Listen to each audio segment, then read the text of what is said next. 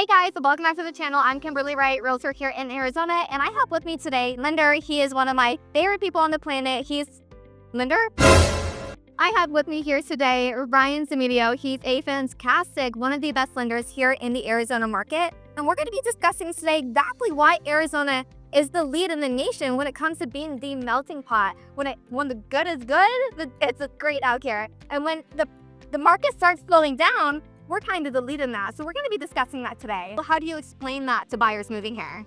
Honestly, I had to spend enough time here to even realize, right? So great question. And honestly, it really takes a couple of years to really see why that's the case. And I couldn't tell you if that was the case forever.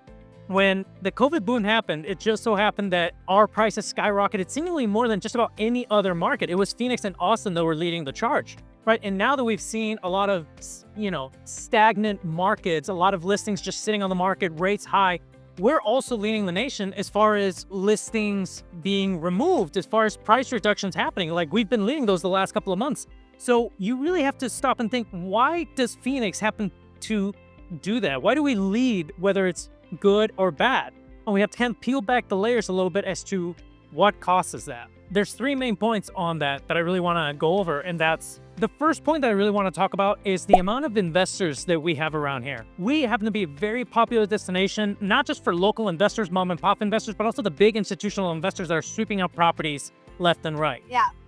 They're money driven, right? There's not really a lot of emotion involved. So when the going is good, they sweep up the properties and they really like Arizona. Very much so. On the other hand, right, when the going's tough, when the rates don't make sense, if it doesn't make financial sense for them to acquire these properties, they're not going to do it. So that slows down our market a lot more than other places where there's not a lot of point in being an investor. I can't imagine that the investor population in California, Washington, New York, I can't imagine that's where investors really go to buy up bargains. I agree. And I honestly believe that Arizona is the leading in the nation because of this, because Arizona we have so much room for development. We're one of the last states to have become a state, first of all, and we have so much growth happening here. We have a ton of commercial businesses coming in, a ton of companies coming from the Bay Area and all over, Northwest Coast, even from the East Coast as well. Like, all of these companies are coming in, they're buying up land, they're building their communities here. On top of that, BlackRock and Blackstone are two of the main that's the main investor out here in Arizona. So if you guys were looking at rent-to-own programs, if you're looking at the big, massive rental communities that you want to,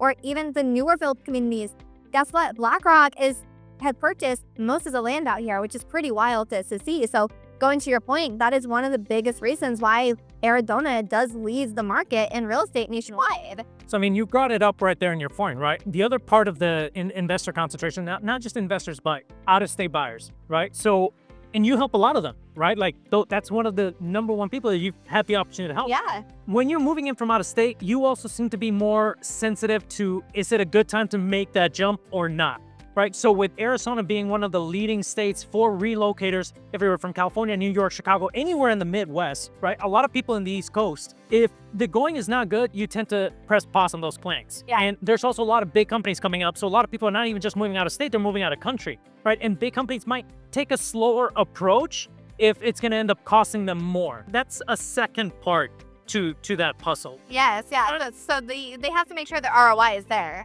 Yeah, and a lot of companies right now, they are on pause, and a lot of home buyers are on pause. What did they say? They always say follow the money, right? What is the big money doing? So what is the big money doing right now?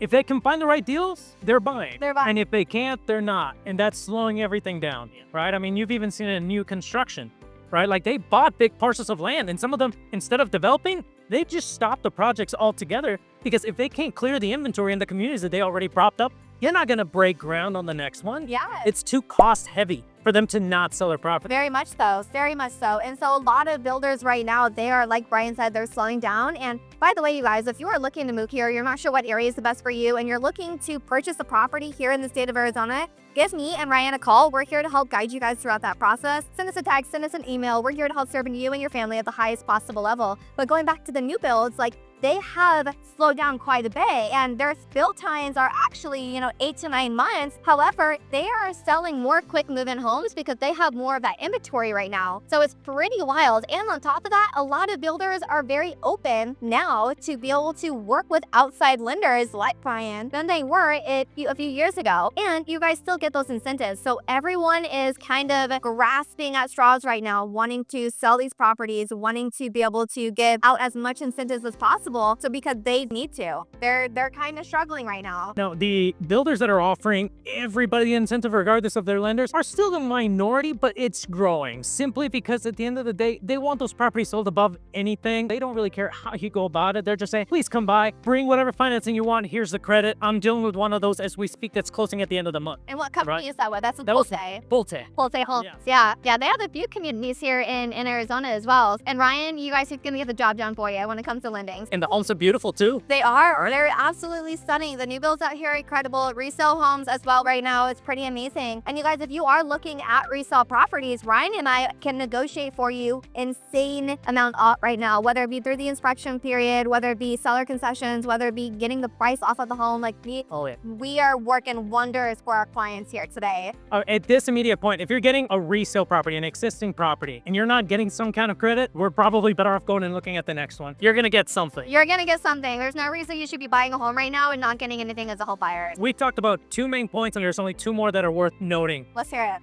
We're investor heavy. Uh-huh. We're relocation heavy as far as why we're leading the nation in the good and in the bad. Yes. The third point that is really worth mentioning is that we're a very heavily leveraged state. People, almost everybody here gets a mortgage. Now, almost everybody buys a house with a mortgage regardless. But here in Arizona, we have a lot of first-time home buyers that need to borrow the most amount of money. When you're borrowing such a large loan, doing such a small amount down, you will be more sensitive to what the interest rate happens to be because it really impacts what your monthly payment is going to be. Yeah. When we have that many first-time buyers, and this will tie into that fourth point very well, which we're about to talk about, but when the difference in your payment is several hundreds, if the rates are good or bad, if we're not in a great rate environment, Phoenix is going to see a big slowdown. The fourth point is that a lot of Phoenix is somewhere in the middle income bracket. A lot of Phoenix is in the low income bracket. And unfortunately, Phoenix is not a cheap place to live. Yeah. Right? So that really does mean that the interest rate is going to be very important for all these first-time home buyers, because if they really can't afford to make that move, it's not like, let's say, California or Washington, where sure, they're getting mortgages too, but odds are if they're over there, they're also making a lot of money. And I know we've helped clients from Washington. Yeah. We've helped a lot of clients from Washington. They had no problems buying here. No problems,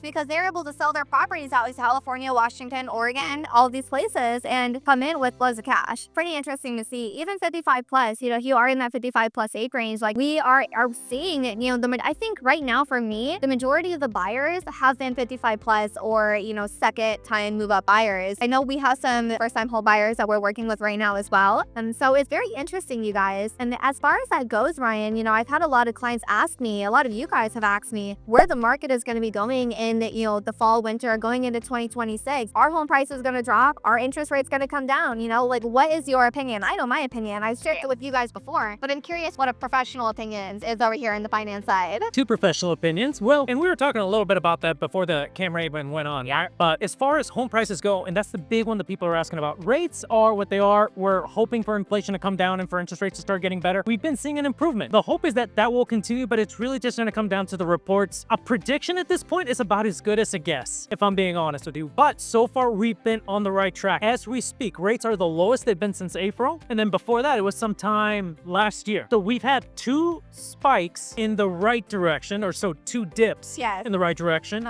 this year, and we're in one of them right now as we speak. Hopefully it's here to stay. The last one didn't. It lasted less than 1 week, and that was the first week of April, and rates went right back up almost as fast as they came in. As it was hilarious watching memes of people saying, rest in peace, low interest rates. And it was like a 1 week time period.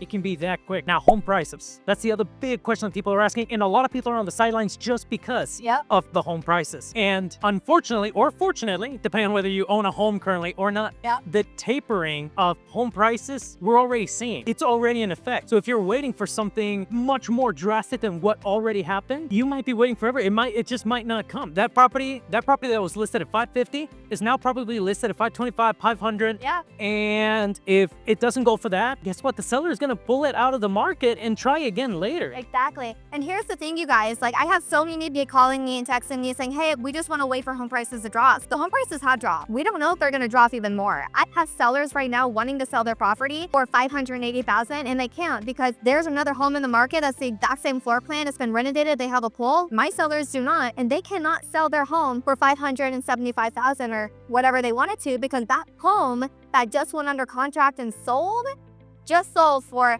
$505,000. So they just lost $70,000 in equity that they could have sold for because of how the market is. So the prices are dropping and it's dropped pretty drastically, not even with resale homes, but with the new builds as well. So don't think that you're going to be, seeing these home prices continuing to drop, $100,000 in the next 6 months. Could it be a possibility? Maybe, it could be. We never thought that, we'd see the prices jump up like they did in 2020 and 2021, but here we are, and now we're seeing a slow downturn. I don't personally think that it's going to continue down this path in the future. I think coming into 2026, things are just going to stabilize a little bit more. So, to wrap that up, the dip we already saw. Whatever dip is happening, it kind of already happened. And maybe people are throwing another 5,000 less, maybe another 10. If the property is really overpriced, maybe you throw 10, 15, like on the $1 million homes. Yes. But long story short is that price reduction, that crash, kind of already happened. If you're on the sidelines waiting for that $500,000 property to drop to $250,000, that's not really going to happen. And one other very important thing to mention is that seller that just mentioned that they were trying to get $580,000, now they're looking at $505,000. More than likely, they bought at $200,000 or $300,000. They're not underwater yet. They're okay. They missed the peak of the market and are suffering a pullback. It still sucks. It's still brutal. But don't think that this seller is now underwater, like looking at a foreclosure. They're okay. Most of the people that are selling right now bought 2021, 2020 or before, right? The people that have bought in the last 2-3 years, other than in a disaster situation, they're not the ones selling. Exactly. They're not the ones selling. All the people that are selling right now stand to profit. And if they don't, they're not selling. They're not selling, yes. And then the ones that are wanting to sell and, they don't have a lot of equity in their property, they're going to be a lot harder to negotiate with, and they may just need to foreclose on that home, which we have seen quite a bit. I know I have over the last year or two. So keep that in mind, guys. When you're looking to purchase out here, you're not sure what area you're looking for, you're not sure exactly where the market's at, give us a call. Brian and I are both here to help. If you want help with your financial side and, figuring out how to get a mortgage loans, Brian's your guy right here. And we'll put his information on the screen right underneath him so that you guys can give him a call as well. And then again, if you're looking to move here, you're not sure what area is the best for you, give myself and my team a call. We work with people moving here from all over the country, even out of the country, every single day. You can give us a call, send us a text, send us an email. We have your back. Don't be strangers, guys. Until next time.